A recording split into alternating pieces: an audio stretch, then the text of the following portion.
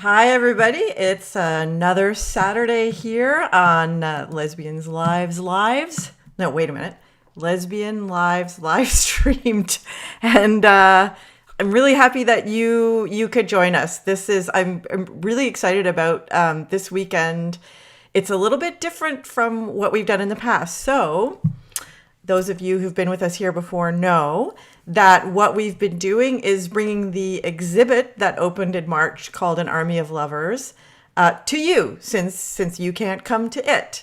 And in this exhibit, we featured 18 different people who were involved in lesbian politics and culture in the 70s and 80s. And there is one person in the exhibit who we didn't interview, who's no longer living, and that is Beth Brant, an extraordinary writer who has a collection that has just been re-released and was shortlisted for a Lambda. But I'm getting a little bit ahead of myself. So the person that we're talking about this week is Beth Brant. And always backwards. There's the banner that's in our exhibit about her. Beth Brant, Dagon Wadonte, or Kayane Kehak, was a Mohawk writer, essayist, poet of the Bay of Quinte Mohawk from the Tyendinaga Mohawk Reserve in Ontario, Canada. And a special shout out to them. This year they celebrated their very first Pride. And yesterday I shared on our Facebook page a conversation between four folks from Tyendinaga. And so I encourage you to go and have a listen to that. Beth was also a lecturer, an editor, a speaker. And from her bio, it reads that she wrote based on her deep connection to her Indigenous people and touched on the infliction of racism and colonialism. And you can see that in the quote that we have at the top of the banner there. The quote that we used was, as an Indigenous writer, I feel that the gift of writing and the privilege of writing holds a responsibility to be a witness to my people, to be a witness to the sometimes unbearable circumstances of our lives.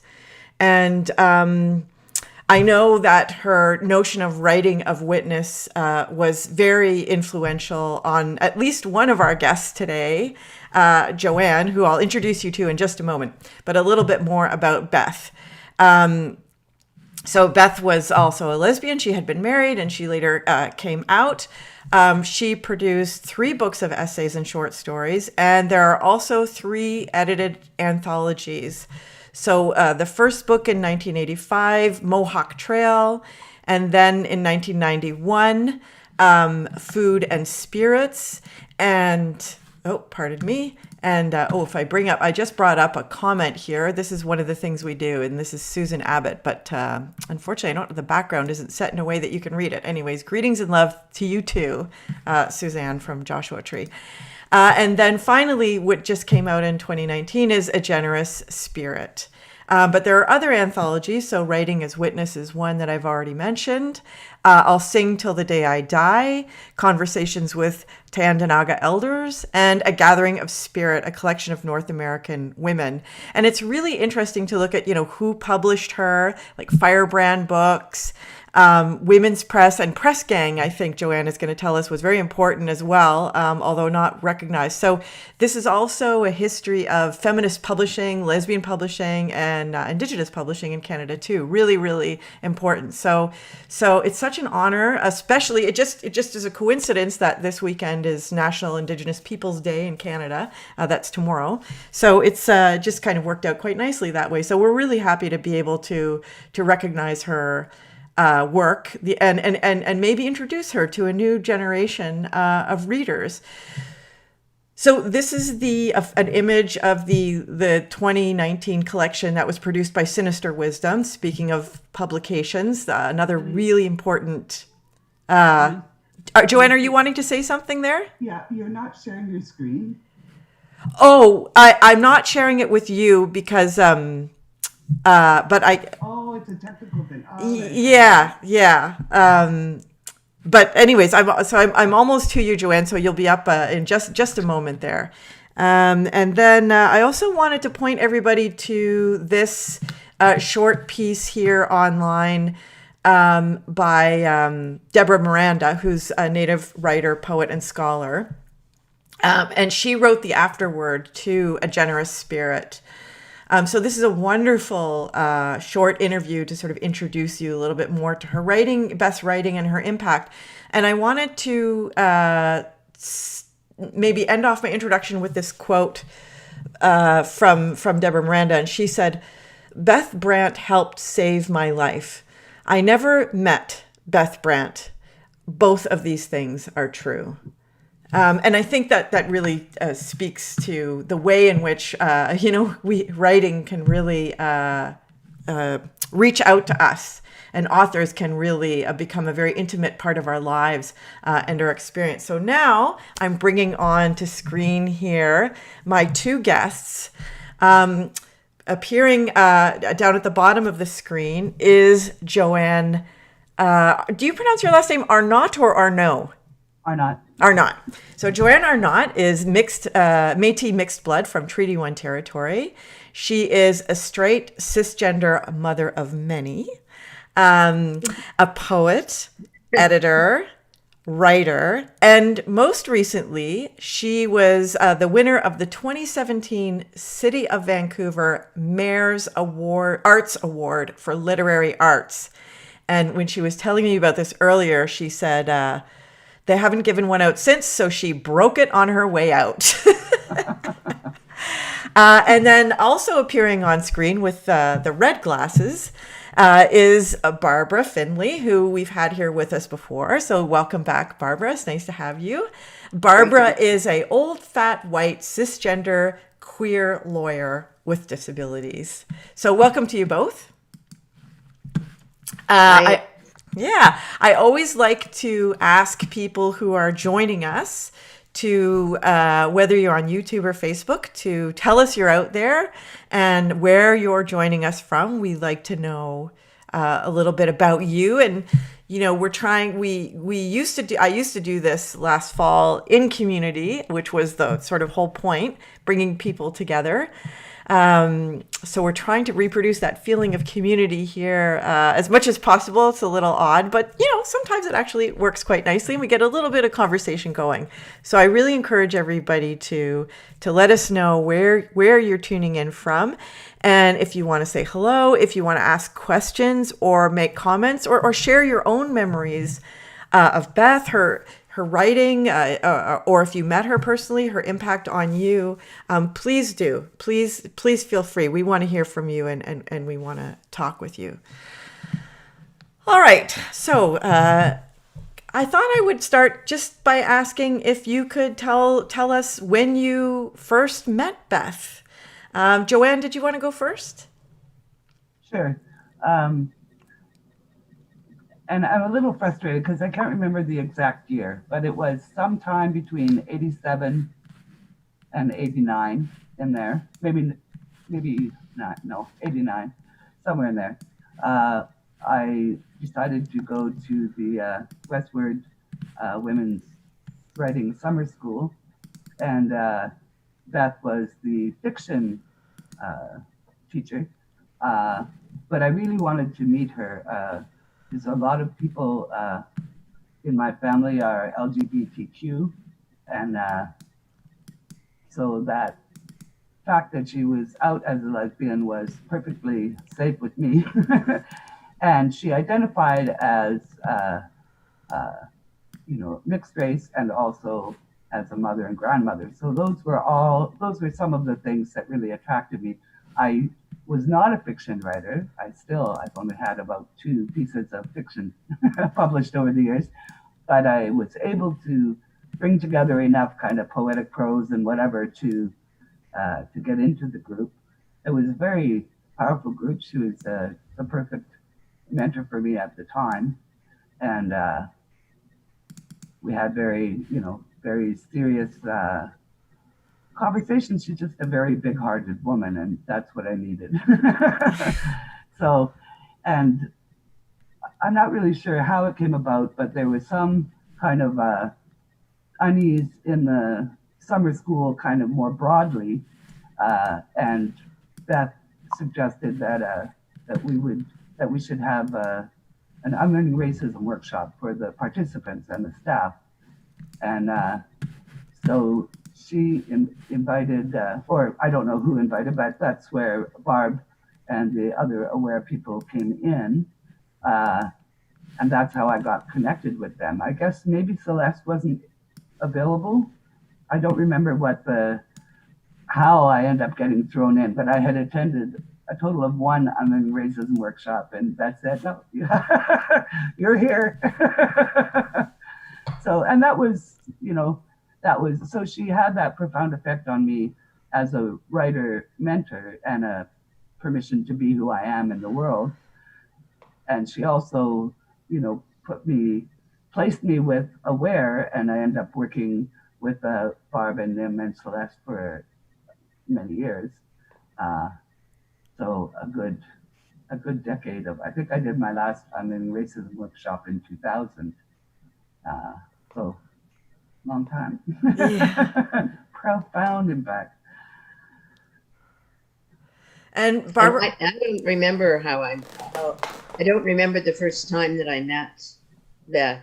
I remember I have vivid memories of her sitting in our living room, and she had the most amazing spirit. She was small, like short, and she used to wear like striped tights and she almost always wore, in fact, striped tights and or some kind of tights and a top, and she just exuded joy, and she was able, with that sense of joy, people just gravitated to her. And she might have been that same summer, but maybe not. Maybe she was doing a tour. But in any event, she was really enjoying and being alive in being a writer, being a published writer, being an appreciated published writer, being an appreciated Indigenous queer published writer, because she had been embraced by some of the the women only publishers in Canada. And you know more about that than I do, Joanne. I don't know a lot about it, but that does remind me there's something that needs to be corrected on Wikipedia, which I think at least you also mentioned. Beth's book, Writing as Witness, is not an anthology. It is all her writing. So I'll go in later and move it to the correct spot. So she has 2 anthologies, one for all Indigenous women, A Gathering of Spirit, and one, Conversations with Their Elders. With the Mohawk elders. Mohawk elders. Yeah, right. Yeah. Thank you. Yeah. But would you agree that it was the women's presses in Canada that gave Beth a home? Oh, yes, I'd say so. Yeah. So Press Gang published Food and Spirit just a year or so after that gathering that I attended, and Women's Press published several others, and then she also had a small publisher in Firebrand in the U.S. that was publishing her work. Yeah. And in those days, like Press Gang in Vancouver was a publisher and a printer and an all women's press and publisher, and there were several around North America, Women's Press and Firebrand being 2 of the others. And without those presses, without those publishers, we literally would not have any of the written word from those times. the traditional publishers wouldn't even look at that stuff. And it was a very healthy ecology, right? So there were the women publishers, and there were also women's bookstores from coast to coast as well. Yes, So, exactly. yeah. Where you could do readings and where people went to gather. Yeah. Really, it's a terrible loss. Those women's bookstores were an amazing thing, an amazing feature and way for young dykes to find a place where they weren't going to get kind of frowned out of the store, that kind of stuff. And where we had endless readings and poetry gatherings and thises and that's. Yeah, a lot of people talk about the bars as being important, but for me, it was the bookstores for sure. Yeah. I remember the first time I went to the Toronto Women's Bookstore, which is where I grew up, and just standing at that wall on the stairs, going upstairs, looking at all the posters of all the events and being like, it was like glorious. It was so glorious. When in about 1971, my partner and I drove down to San Francisco, where there was a women's bookstore, and looked at this shelf of books, and there might have been that many lesbian books altogether on the shelf, and I was blown away that there were actually lesbian books. Period. I bought one of each and brought them home. I still have one called Edward the Dyke. There's another poetry chapbook called Eating Artichokes. So Joanne, I know that you took workshops with Beth, and you became friends with her as well. My strongest memories of her are actually, from Barb's living room. It was just such a fun, free place to laugh and talk and, be smart, be honest, right? But I was thinking about Press Gang more generally. So in the year after the writing intensive that I did with Beth, I sent her a manuscript of poetry, and I also sent it to Women's Press in Toronto. And I got a phone call from Press Gang, who were publishing Food and Spirits for Beth. And Barb Kuhn said, I hear you have a manuscript. And I was like, oh my God. Because I was living in the downtown East Side, maybe 5 blocks from Press Gang, and which is why I sent my manuscript to Toronto, right? So, Beth is the person who had told her that, they asked her, do you know anyone who's sitting on a manuscript? And Beth gave them my name and I assume my contact info. And so that was, in terms of Press Gang, again, in terms of supporting Indigenous writers, they published Beth Brant, Lee Merkel, Christos, and myself, and probably more. Those are the people that I was, reading a lot of their work, and sometimes meeting at launches and at the press. So those social connections were really vital. So Beth, very vital, and in fact, when they sent me on tour, I remember one year they sent me on tour and they placed me at Maria Campbell's house and they placed me at Louise Half's house, and so they were very conscientious to help me as an emerging writer and a really insecure person to build a basic network of other Indigenous writers who could go on to mentor me or just notice my work in the world. So that was those were all very excellent moves as allies. And Beth was a real connection maker. Like, she would put this person and that person together, across. She was an organizer, wouldn't you say? Yeah. She was really, she was, I mean, I keep running out of adjectives. I loved her so much. And we had so much fun.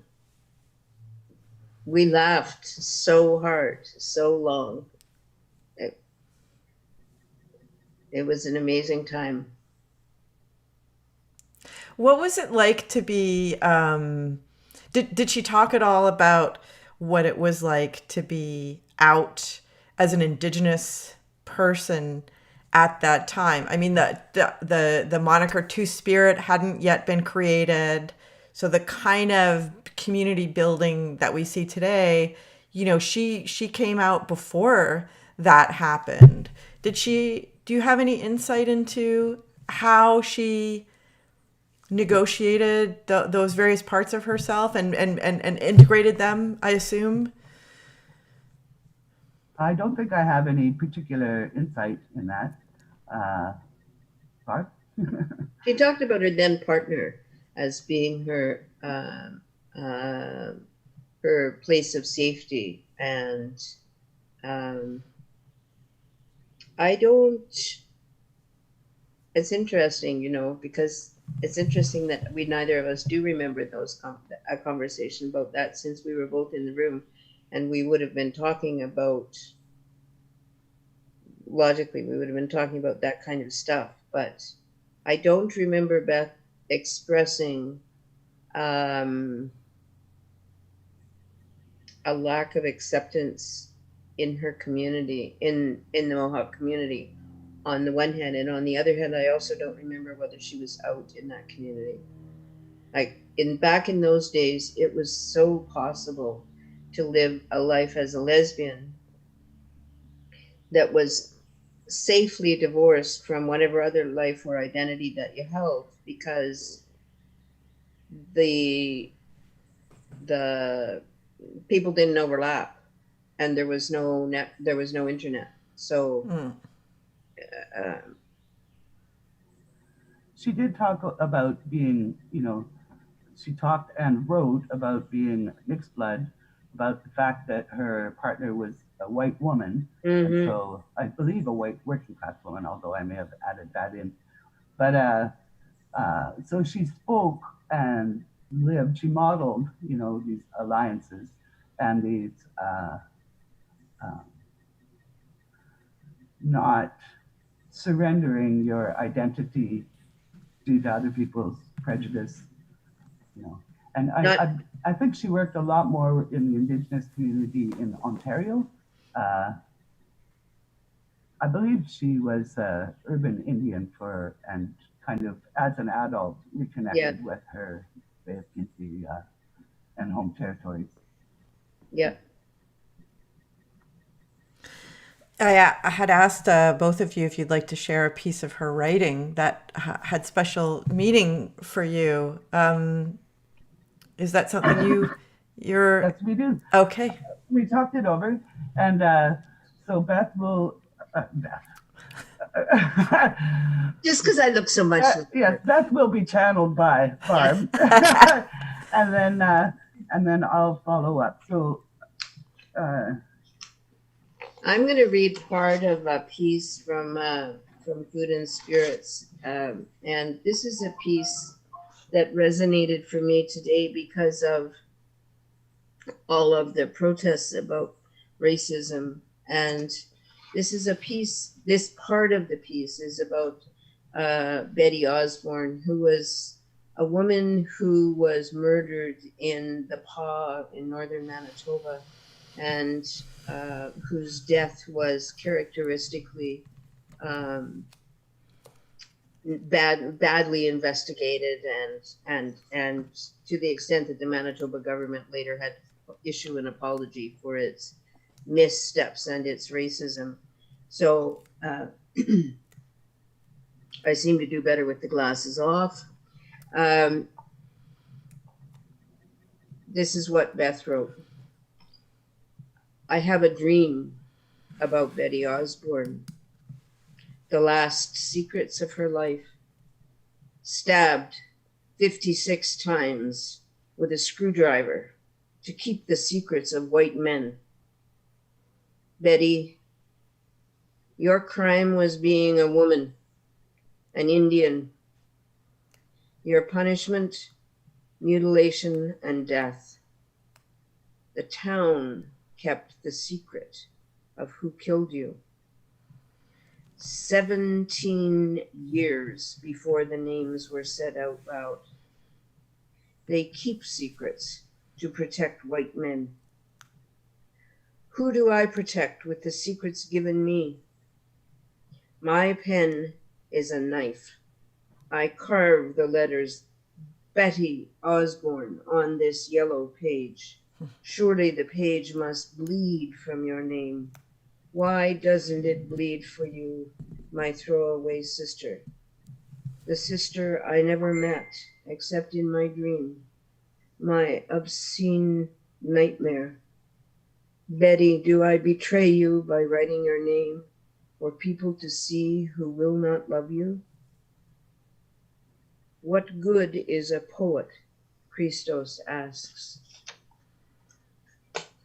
I think about those words today, and they hang like a knife or a screwdriver over my head, ready to pierce me and render me speechless.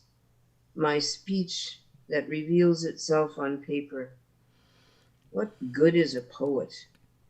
What good is this pen, this yellow paper, if I can't fashion them into tools or weapons to change our lives?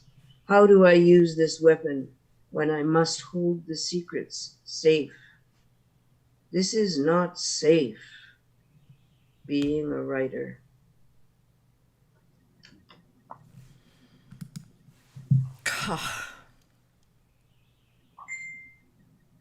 That's just extraordinary.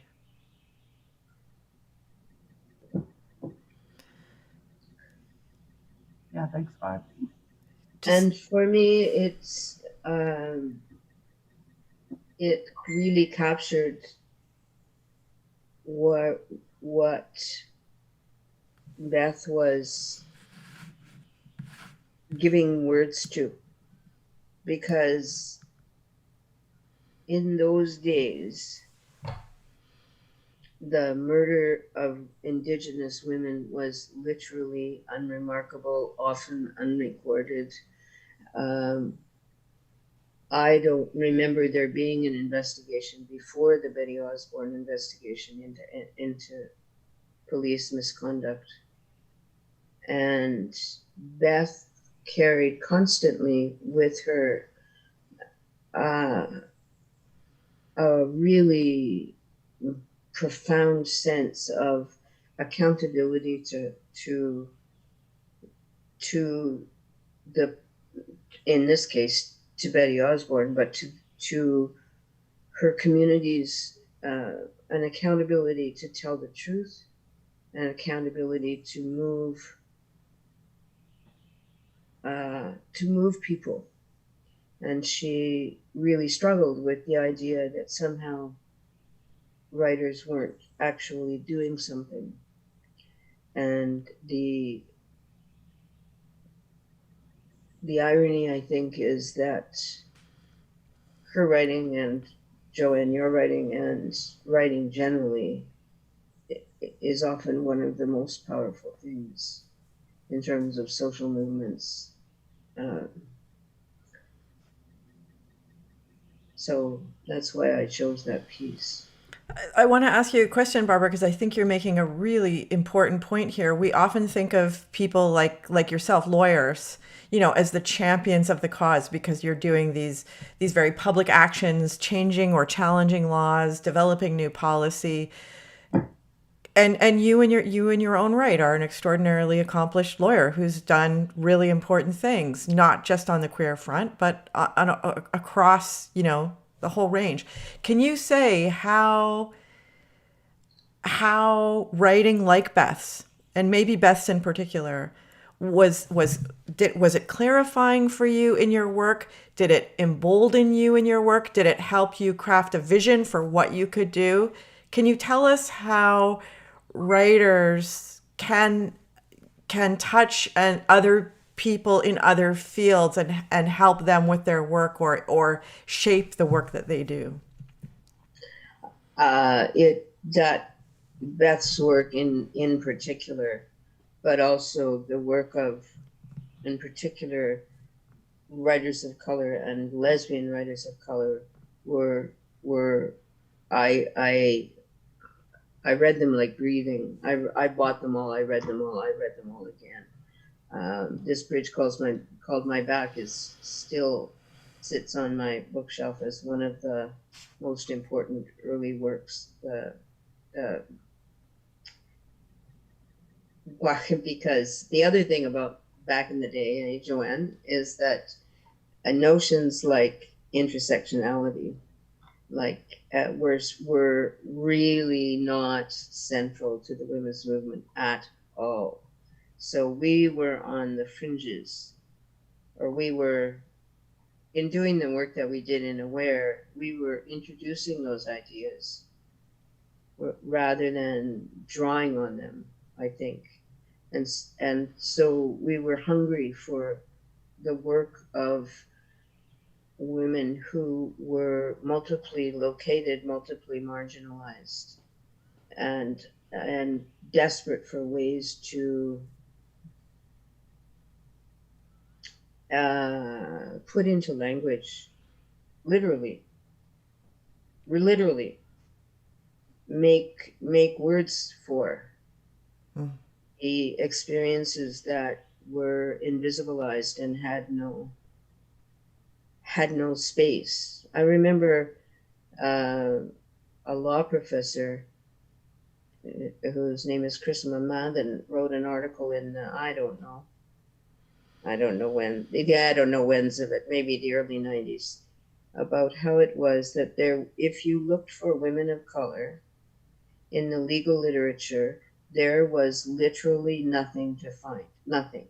Not some little bit, absolutely nothing. There were pieces about racism, there were pieces about feminism, and there were no pieces at all in the judgments, there was just nothing. And in fact, some of the judges had decided that, if you were advancing your case if you were a woman of color, you had to pick a ground. You were either being discriminated against on the basis of race, or you would be discriminated on the basis of sex. Which was it? So for me, anyway, as an activist,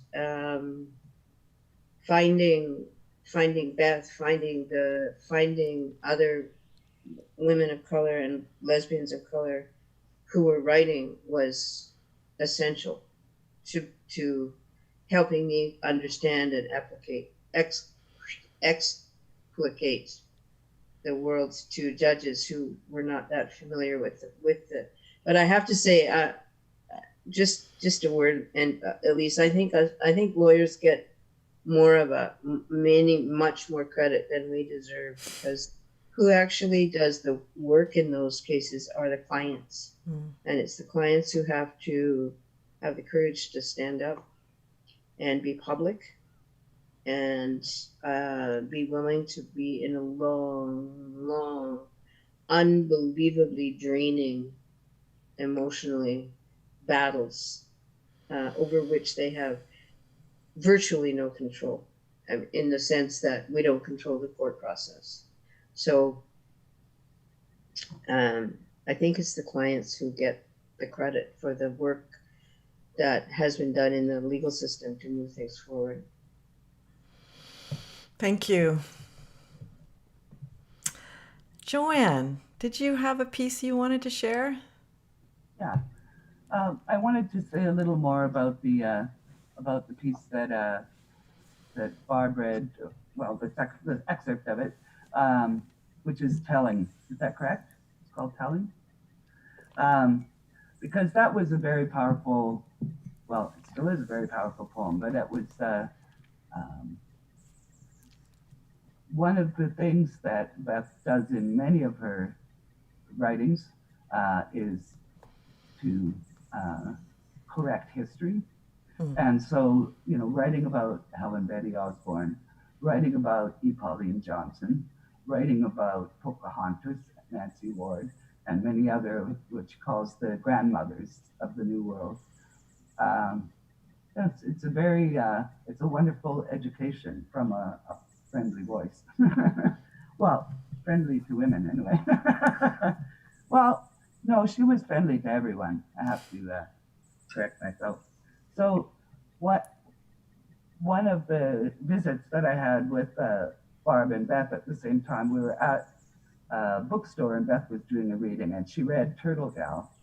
Oh, I want, in terms of what I was saying before, the piece that you have posted of Beth reading a story about Cattery, uh, that was wonderful. That was great to hear her voice, and that's a perfect example of how she kind of, corrects history in a way. From her point of view, this sounds a little more like what Cattery's life would have been like, right? So, I'll just read the opening section from a long story called Turtle Gal. And it's very, this is from the fiction side of her writing, and it's very gentle, domestic. And she says, my thanks to Tom King for the title suggestion. So there you go. Sue Lynn's mama was an Indian. She never knew from where, only that Dolores wore a beaded bracelet, yellow, blue, and green beads woven into signs. Burnt out from alcohol and welfare, Dolores gave up late one afternoon, spoke to her daughter in an unknown language, and put the bracelet around her girl's skinny wrist where it flopped over her hand. She turned her face to the wall and died. November 4th, 1968. Sue Lynn watched her mother die, knowing by instinct that it was better this way, better for Dolores. But her child mind, her 9-year-old mind, had not yet thought of the possibilities or penalties that lay in wait for little girls with no mother. She thought of her friend, James William Newton, who lived across the hall. She went and got him. He walked Sue Lynn back to the room where her mother lay. Lord, Lord, Lord, Lord, the old man chanted as he paid his respects, covering the still warm woman with the faded red spread. His tired eyes, weeping, looked down on the child standing so close to him. Go get your things now, little gal. Bring everything you've got, your clothes, everything. With his help, Sue Lynn removed all traces of herself from the darkening apartment. James William made a last quick search, then told the child to say goodbye to her mama. He waited in the hall, his face wrinkled and yellowish. His hand trembled as he reached into his pants pocket for his handkerchief, neatly folded. He shook the thin white cloth and brought it to his eyes, where he wiped the cry, then blew his nose. Sue Lynn stood beside the bed she and her mother had shared for as long as the girl could remember. She pulled the spread from her mother's face and looked intensely at Dolores. Dolores' face was quieter, younger looking. Her broad nose seemed somehow more delicate, and her dark eyelashes were like ink marks against her smooth reddish cheek. Sue Lynn felt a choking move from her stomach up through her heart, her lungs, her throat, and mouth. With an intake of harsh breath, she took a lock of her mother's black hair in her small fist. She held on, squeezing hard, as if to pull some last piece of life from her mother. She let go, turned away, and closed the door behind her. James William was waiting, his arms ready to hold her, to protect her. Together they opened his door, walked into the room that was welcoming and waiting for their presence. African violets sat in a row along the windowsill, their purple and blue flowers shaking from the force of the door being closed. Sue Lynn went to touch the fuzzy heart leaves, wondering once again what magic the old man carried in him to grow these queer exotic plants in the middle of a tired, dirty street. James William put aside the bag filled with Sue Lynn's belongings and told the child to sit in his chair while he went to call the ambulance. Don't answer the door. Don't make no sounds. Sit quiet, little gal, and I'll be back in a wink. He hugged the child and went out the door. and it goes on for many more pages. It's just that solidarity, that oh yes, she incorporates songs as well. Just that, the gentle community revealed. There's the over culture, and there's everybody else. And also the old man keeping that girl safe from the child welfare system by moving her and all of her belongings out of that apartment and into his. Yeah. I think later on he says, "We're family now," right? Yeah. Yeah. And one of the things for me that is the legacy from Beth actually is the connection that Joanne and I ended up having through Aware, and at a pretty unlikely, well, I suppose, but at the time unlikely, because Joanne is straight and Indigenous, and I'm queer and white. So we had to figure out how to navigate across those differences, both within Aware as the group that worked together doing unlearning racism work, and as a way to model that for the women, largely women, not all women, but the women who came to the workshops that we did. And that,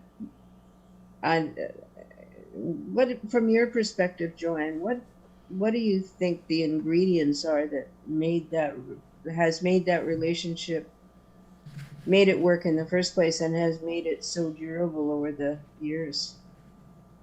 Well, I guess we practiced what we preached. Always a good way to go about it, don't you think? Yes, we walked the walk. It wasn't just, something that we were shoveling out to the audiences and then going off our separate ways. Yeah.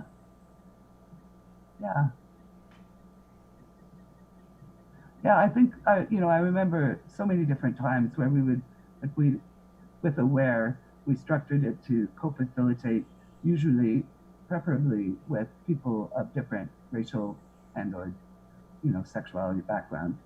And, sometimes we would be with a group who just could not hear the brown face, or they would not hear the lesbian. And so, so we would tag team to work our way around people's defenses. Mm. So if Barb said something that people weren't getting, I could repeat it and they would get it. And it happened the other way as well. So just to kind of, stick handling around fear, right? That's kind of, and so if you're doing that, within the job, then of course, that helped us to do that within our personal relationship as well, I think. Well, and we always used to do caucuses of women of color or people of color on the one hand and white folk on the other. And those caucuses were really crucial to be able to develop a sense of safety for folks. Mm-hmm. So we would, and we also did, we also did caucuses for the queers and the straight folk. Mm-hmm. And so those ones would end up as mixed race caucuses on both sides. Right. So in fact, the workshop structure carried that forward for us in addition to the issue, which is just always there, of the ways in which we hear and who we're more likely to give credence to as a listener. And one of the things we did in Aware was be like as a collective that gave those workshops, was we did a lot of work with each other in dyads, which was a format of emotional unlearning that allows each person to have an exactly equal amount of time to be the speaker. And the listener's job is to listen without judgment, a job which is very difficult to do. But that I remember those dyads as being really, really important to me in the way of developing trust among us and making it so. When Joanne and I were talking this week about doing this talk this morning, we picked up the phone and it was as if we hadn't left off the conversation, though we haven't seen each other for a while. It was like we picked it up exactly where we left it, and that will always be true. That I feel like we have a trust that is braided together in a way that will just never break. And that kind of connection, I think, is only possible if we all do the work that means we work across. First of all, I think one of the things is acknowledge the differences, not pretend that they're not there.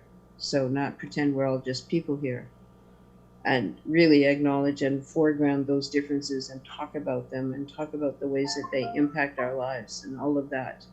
And then that provides a ground on which to stand to make connections across those differences. And Beth was just like a kind of a living, breathing embodiment of that. She just did that, she really did make connections across those communities. Joanne, I wanted to ask you, oh, did you have something you wanted to say? Well, I was just thinking about, kind of leaping from what Barb was just saying back to Turtle Gal, is that one of the ways that she created safety was this, the multiplicity of people's backgrounds, their not knowing their backgrounds, that, and everyone, real or fictional, treated with that same level of respect and humanity.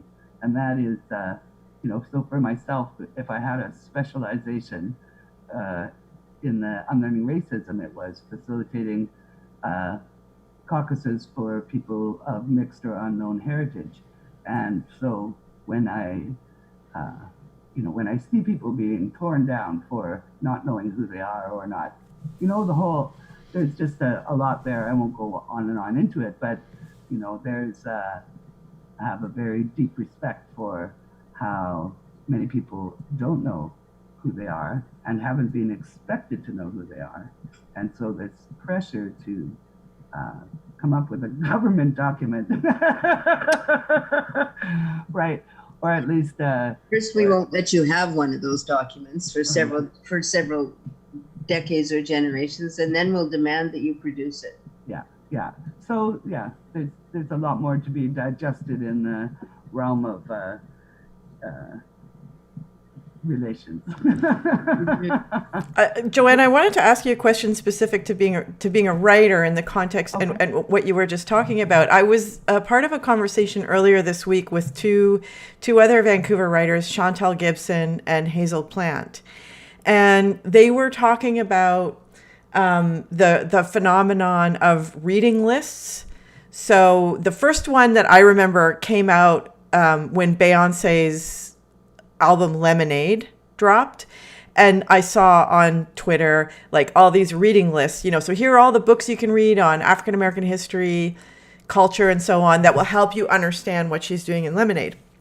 And it's become a bit of a trend. So I don't know if you've seen this, but anyway, so when George Floyd was murdered, we had this new wave of reading lists. And Chantal Gibson is Black. She might be, I think she actually might be mixed race. And Hazel Plant is transgender. And they were, huh? Pardon? And white. And the point they were making as writers, as producers of literature, is that they felt that when your writing is put on a list like that, it's reduced to its politics, and what gets lost is the nuance of literary creation.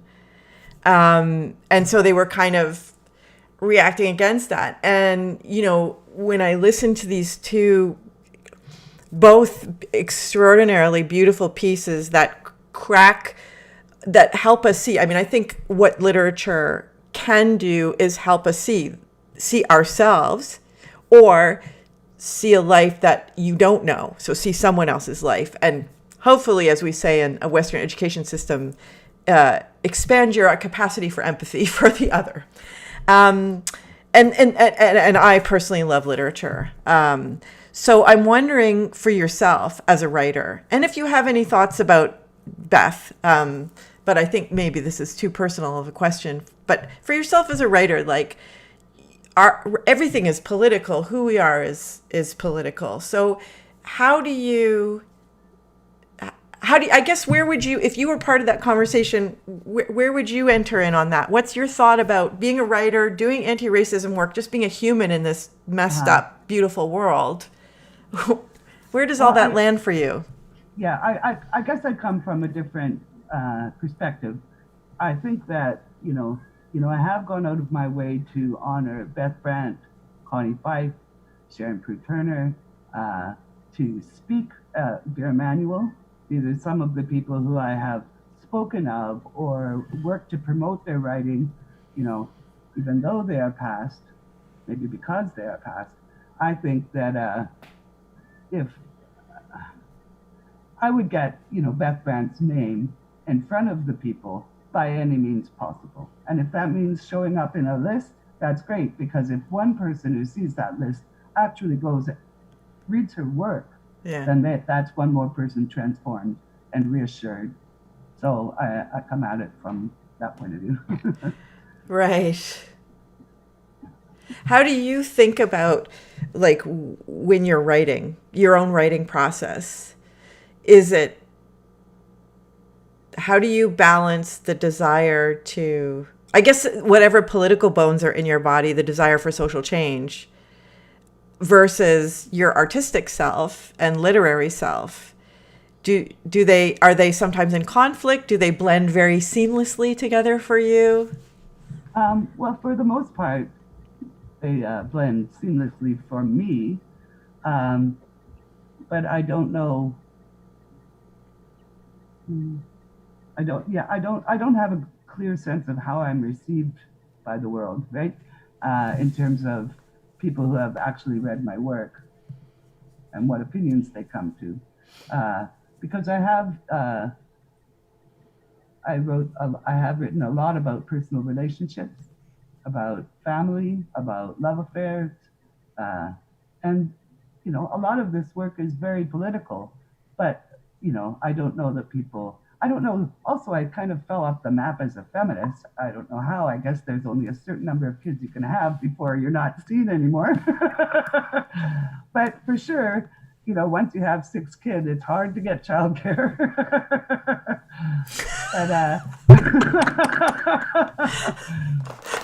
That is the understatement of the year, I think.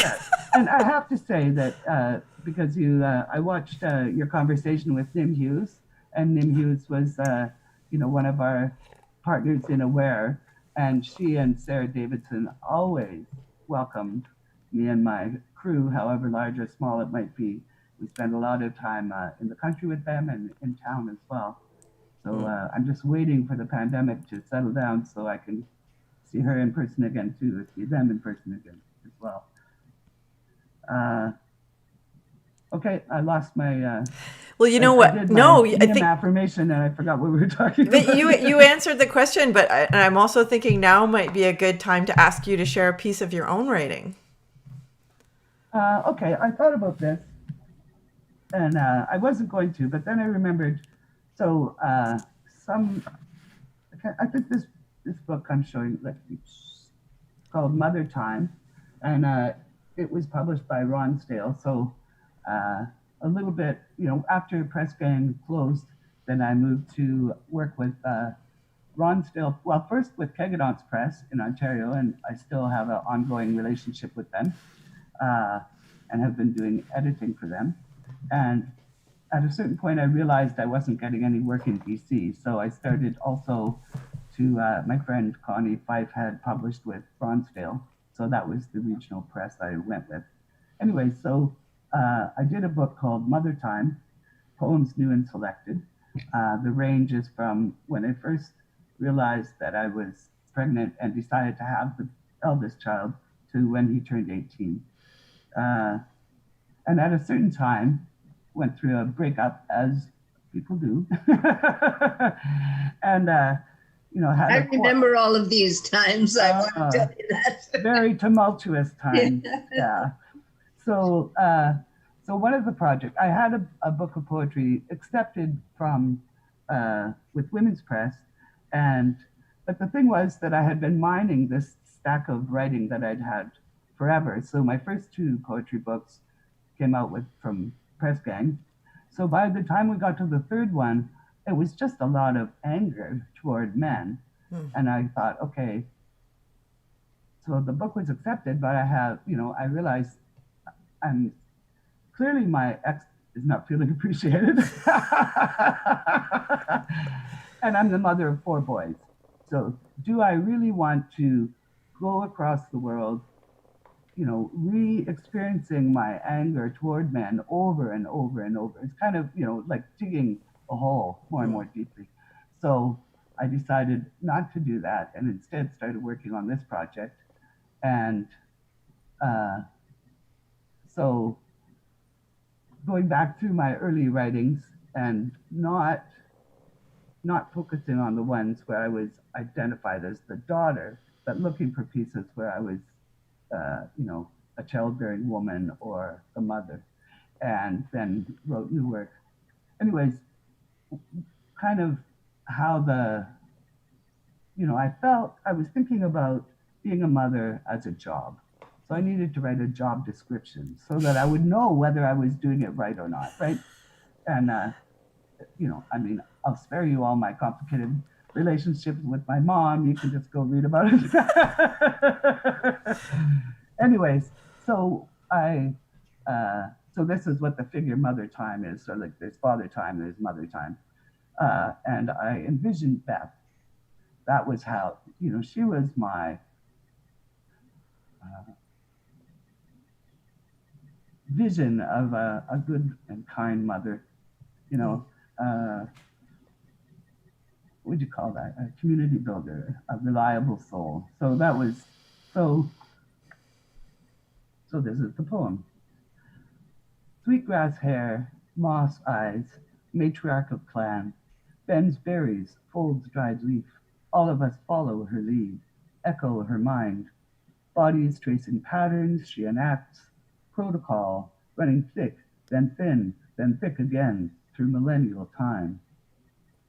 Small changes weave the old into the new again, braiding youth, maturity, great age, cycling seasons. Now it is fish, now it is digging sticks and roots. Now it is fruit, now it is home repair and the snowbound truth. Dress for a small child, feast for a clan, dancing slippers. Tea for a treacherous cough, song for a broken heart, laughter. She can make each of these things at the proper time, given community, a perceived need, and an ear tuned to those who walk beside us all the time. So that is my job description, inspired by Beth. And maybe I am a better person, but I'm still not a great cook.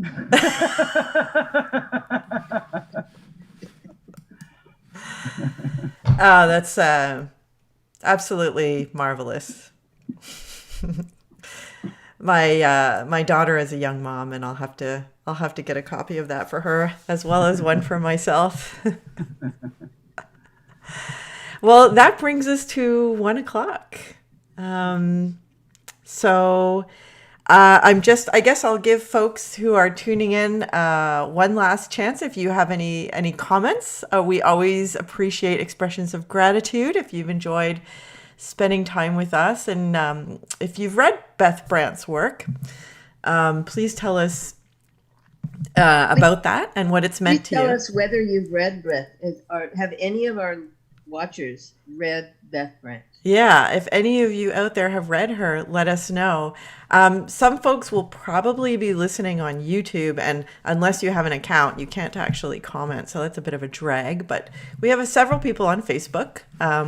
So yeah, but I know people sometimes listen at a distance. So I really appreciate the two of you coming on here, and I'm glad myself for the opportunity to revisit her work. I certainly haven't read it as deeply as the both of you have, and now I'm all excited to come back to it again. I think I was reading her as an undergrad, which was a fair while ago. But it's really nice to have this opportunity to remember her. Yeah, Kay Rivers says. They also, like me, read Beth a long time ago. Yeah, but let's go back and maybe this is a good time to check out that new anthology that just came out and that's been shortlisted for a Lambda. And there it is. Oh, you have your copy. That's wonderful. I've ordered one, but it hasn't come yet. That's such a great photograph, Beth. Oh my God. It's really beautiful, isn't it? Yeah, it's a stunning portrait. All right. Well, I will say thank you so much to all of you out there who are listening in again this week. We have more wonderful guests coming up for the next few weeks. So please keep tuning in, listening, liking, and sharing. Because we're really enjoying building this community online and enjoying connecting old friends. This is really great. I'm so happy you two had the opportunity to connect, and hopefully this leads to a renewed flowering of your own friendship. So with that, I'll say goodbye. So goodbye to you two, and goodbye to everybody out there. Thanks, Bye. Thank you, Barb. Bye all. Back at you.